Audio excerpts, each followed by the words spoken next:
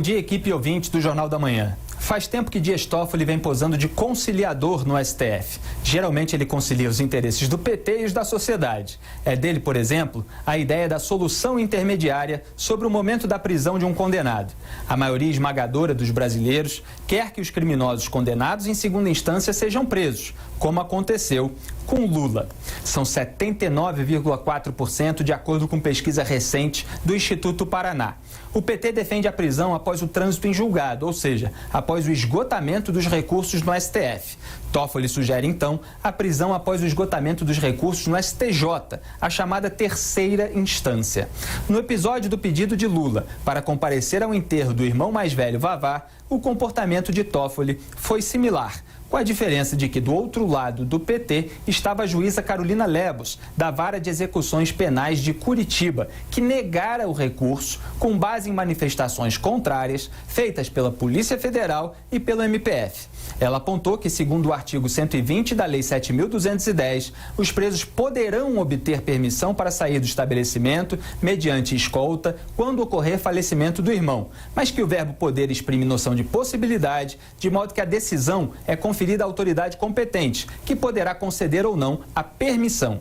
Essa autoridade, de acordo com a lei, é o diretor do estabelecimento prisional, no caso, o superintendente da Polícia Federal em Curitiba, Luciano Flores, que, além dos riscos apontados pela Diretoria de Inteligência da PF, como fuga ou resgate, atentados contra Lula ou agentes públicos, comprometimento da ordem pública e protestos, apontou também problemas logísticos, inclusive com aeronaves, alegando que o deslocamento de helicópteros para o transporte de Lula poderia prejudicar os trabalhos humanitários em Brumadinho e o de uma aeronave de asa fixa não poderia ser feito tão depressa.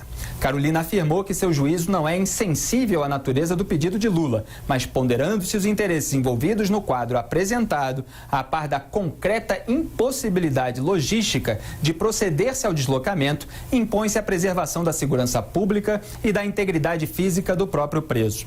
E o que fez Toffoli? Encontrou a solução intermediária. Por um lado, ignorou o entendimento da juíza Carolina sobre a permissão ser uma possibilidade. Citou apenas genericamente a dignidade da pessoa humana e, mesmo considerando o relatório policial, na prática mandou a PF se virar, afirmando que nada do que foi apontado deve obstar o cumprimento de um direito assegurado ao preso. Por outro lado, mesmo permitindo a transferência do corpo de Vavá para uma unidade militar, autorizou Lula a se encontrar exclusivamente com os seus familiares e vedou o uso de celulares e outros meios de comunicação, bem como a presença de imprensa e a realização de declarações públicas, ou seja, nada de comício do chefão.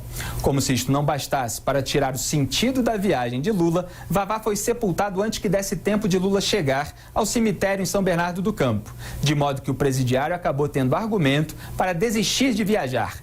Resultado, o PT emitiu nota lamentando a decisão tardia do STF, sem citar Toffoli, claro, e criticando o que chamou de crueldade e vingança contra Lula, especialmente por parte da alegada PF de Sérgio Moro, alvo incontornável de qualquer esperneio petista.